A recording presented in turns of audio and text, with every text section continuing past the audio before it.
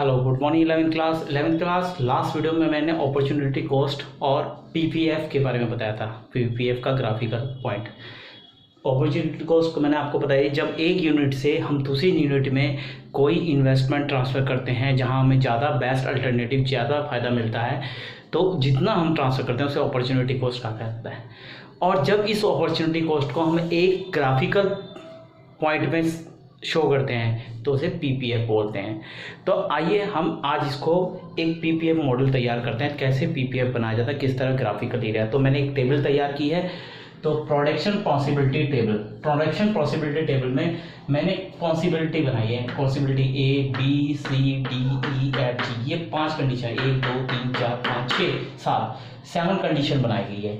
तो ये 7 कंडीशन मैंने बनाई है। 7 कंडीशन में गन्स, 2 प्रोडक्ट लिए हैं, गन्स और बटर। यानी पहले गन्स में इतना इन्वेस्टमेंट हो रहा था, अब बटर में पहले 0 था तो गन्स में 21 था, बटर में 20 हुआ तो यहाँ से ट्रांसफर होकर यहाँ आ गया, बटर में 1 हो गया। गन्स में 18 था तो बटर में 2, गन्स में 15 था तो बटर में 3, गन्स में 11 था तो बटर में 4, गन्स में 6 था तो बटर में 5, गन्स में 0 है तो बटर में पूरे 6। तो इस तरह से हमने पॉइंट निकाले कि यानी यहाँ एक डिफरेंस आया। ये हमने जो भी हम इन्वेस्टमेंट यहाँ से उठ के यहाँ आ रहा है, यानी गन से हम पैसा उठाकर बटर में कर रहे हैं, क्योंकि वहाँ हमें ऐसा लग रहा है कि वहाँ हम प्रॉफिट ज़्यादा अराइज कर सकते हैं, ज़्यादा कमा सकते हैं। तो हमने गन से प्रॉफिट उठाकर, गन से इन्वेस्टमेंट को उठाकर, उस कॉस्ट को उठाकर बटर में लगा दिया। तो जितनी कॉस्ट को हमने उठा के लगाया वो हमारी अपॉर्चुनिटी कॉस्ट कहलाई।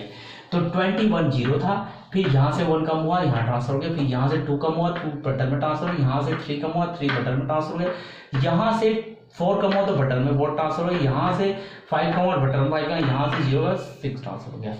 तो अब अगली टेबल बनती है, टेबल के ठीक बराबर एमओसी। एमओसी क्या होती है? मार्जिनल अपॉर्चुनिटी कॉस्ट, यानी कितनी कॉस्ट हमारे ट्रांसफर हो रही है वो मार्जिनल, यानी यूनिट में, पर यूनिट हमें कितनी कॉस्ट आ रही है। 1 2 3 4 5 6, यानी पहले 1 मार्जिनल अपॉर्चुनिटी कॉस्ट बनी, फिर 2 सेम है, फिर 3 डिफरेंस, फिर 4, फिर 5 और फिर 6। तो ये मार्जिनल अपॉर्चुनिटी कॉस्ट, एमओसी की फुल फॉर्म है मार्जिनल अपॉर्चुनिटी कॉस्ट। क्या है एमओसी की full form? Marginal opportunity cost. तो मार्जिनल अपॉर्चुनिटी कॉस्ट कैसे बनी? 1 फिर 2 फिर 3 फिर 4 फिर 5 6, 1 गया, फिर 2 आया इसमें ट्रांसफर, फिर 3 हुआ, फिर 4 हुआ, फिर 5 हुआ, फिर 6 हुआ। तो इस तरह से जितनी कॉस्ट है मार्जिनल अपॉर्चुनिटी कॉस्ट। अब हम बनाते हैं MRT, marginal rate of transformation. Marginal rate of transformation यानी कितने रेट से वो ट्रांसफर हो रहा है, यानी अब उसे हम रेशियो में देखेंगे। किसमें देखेंगे? रेशियो में। तो पहले 1:1, क्योंकि 1 गया, फिर इसमें से 2 गया तो 2:, इसमें कितना हुआ? 1 इंक्रीज हुआ तो 2:1, फिर इसमें कितना हुआ? 3, और इसमें कितना इंक्रीज हुआ? 1 ही, तो 3:1, फिर इसमें कितना कम हुआ? 4, और यहाँ कितना बढ़ा? 4:1, इसमें कितना हुआ? इस तरह से हमने, यानी गन में कितने इंक्रीज हुई, गन में कितना डेल्टा इंक्रीज हुआ, कितना कम हुआ, कितना। अगर हम इसे कम की तरफ दें तो इधर की तरफ डेल्टा बना देते हैं, ये ऐसे करके, ऐसे, ताकि गन कम हो रही है और ये बढ़ रहा है। तो गन 1 कम हो रही है, 1 यहाँ कम हुई, बटर भी 1, तो 1:1 हो गया। गन 2 कम हुई तो बटर कितना बढ़ा? 1 बढ़ा, तो यहाँ 2:1 हो गया। यानी गन ऊपर बटर नीचे, जितना ऊपर बढ़ रहा है जितना नीचे कम हो रहा है। बटर जितना बढ़, गन कितना कम हो रहा है और बटर जितना बढ़ रहा है। अब यहाँ कितना कम हुआ? 3, और यहाँ कितना बढ़ा? 1, तो 3:1। यहाँ कितना बढ़ा? 4, और यहाँ कितना कम हुआ?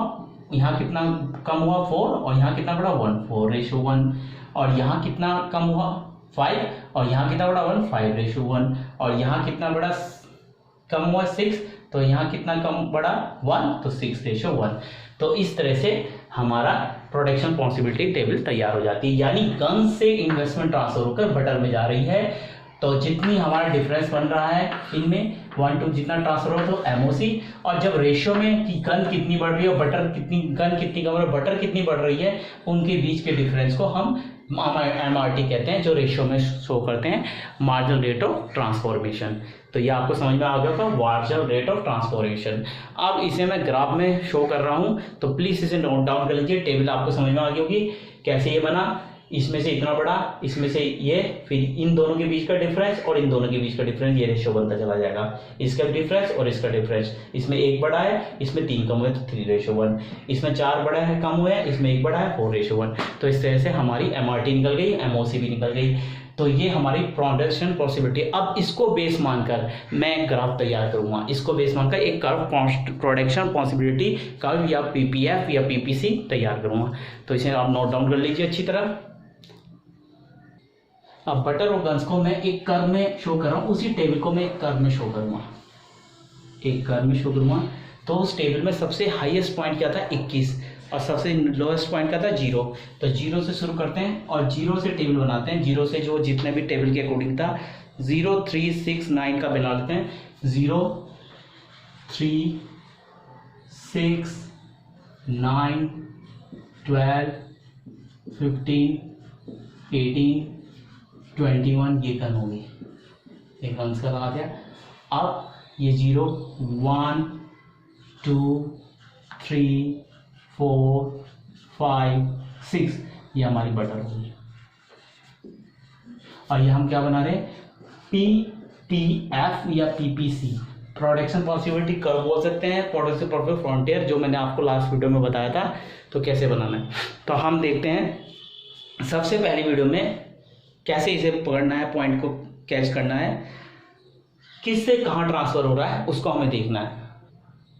अब टेबल को आप ध्यान से देखिए, टेबल को अगर हम ध्यान से मैच करें, चेक करें, तो टेबल में जब ये 20 पे आई गन, जब 21 पे थी तो 0 था बटर, आपने देखा होगा।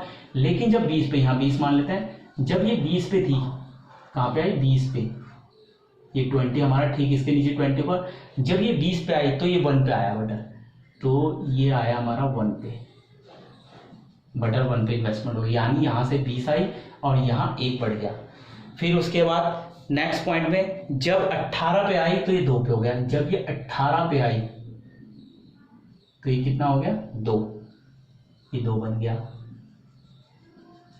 ठीक है। 18 के बाद नेक्स्ट पॉइंट में देखिए, नेक्स्ट पॉइंट में जब ये 15 पे आया तो 3 बन गया, तो यहां 3 पर आ गए, यानी टेबल के अकॉर्डिंग चल रहा हूं मैं। 15 पे जब गन्स थी तो ये बटर 3 पे था। अब उसके बाद जब ये 11 पे आया, 11 ठीक इसके थोड़ा सा नीचे होगा, 12 के नीचे, मैंने इसे कहा 3, 6, 9, फिर 12 के ठीक नीचे 11। जब ये 11 पे था तो ये किस पे आया 4 पे, ठीक है। उसके बाद नेक्स्ट पॉइंट है, जब ये 6 पे था, 6 यहाँ, जब ये 6 पे था तो ये किस पे आया 5 पे, जब ये 6 पे था तब किस पे आया 5 पे, और जब ये 0 पे है तब किस पे आया पूरे के पूरे 6 पर आ गया, पूरे के पूरे 6 पर आके खड़ा हो गया। तो इस तरह से यहां आकर ये कंप्लीट हो गया हमारा, यानी बटर 6 आ गया और ये 0 पे, ठीक है। अब इसका एक कर्व तैयार हुआ, तो कर्व हमारा यहां से बना, 21 से ये छूता हुआ, 21 से ये छूता हुआ 6 पे आया, 21 से छूता हुआ कहां पर आ गया, टच करता हुआ किस पर आ गया 6 पर। यानी अगर हम देखें, देखो ये कर्व हमें शो कर रहा है कि ये गन्स माइनस होती कम होती जा रही है और बटर बढ़ता चला जा रहा है। तो इस तरह से ये पीपीसी मॉडल तैयार करता है, फ्रंटियर पीपीसी, फ्रंटियर एफ या मॉडल। तो लास्ट पॉइंट है 0 पर गन्स का जितना भी पैसा था मैंने सारा कहाँ लगा दिया, बटर में लगा दिया, ठीक है। इस तरह से हमारा प्रोडक्शन पॉसिबिलिटी कर्व कंप्लीट हो जाता है।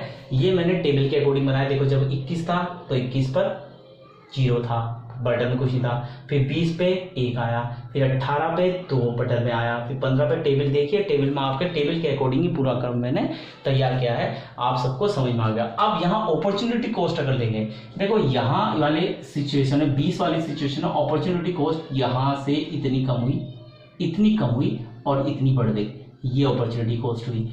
फिर यहाँ से 20 से 18 आई तो इतनी ये कम हुई और इतनी जाके यहाँ से इतनी बढ़ गई, यहाँ से ये अपॉर्चुनिटी कॉस्ट बढ़ गई। तो ये अपॉर्चुनिटी कॉस्ट है हमारी, यानी कितना हमारा पैसा ट्रांसफर हुआ, यहाँ अपॉर्चुनिटी कॉस्ट हमारी कितनी ना। तो हर एक पॉइंट में अपॉर्चुनिटी कॉस्ट हम निकाल सकते हैं। तो कितनी अपॉर्चुनिटी कॉस्ट हमारी बनी ये हमारी अपॉर्चुनिटी कॉस्ट बनी, यानी कहाँ से पैसा, यानी जितना पैसा यहाँ से हटकर गन से हटकर बटर में जा रहा है वही हमारी अपॉर्चुनिटी कॉस्ट कहलाती है। और उसे एक पीपीसी मॉडल में तैयार करना, प्रोडक्शन पॉसिबिलिटी कर्व, यानी ग्राफिकल पॉइंट में जाना प्रोडक्शन पॉसिबिलिटी कर्व होता है। तो मे बी आपको समझ में आ गया होगा। इससे रिलेटेड कोई भी प्रॉब्लम वीडियो से तो मुझे हाँ व्हाट्सअप नंबर पर मैसेज कर सकते हैं, फ़ोन कर सकते हैं। मेरा नंबर आप सबको पता है 9808903103। By 11th class.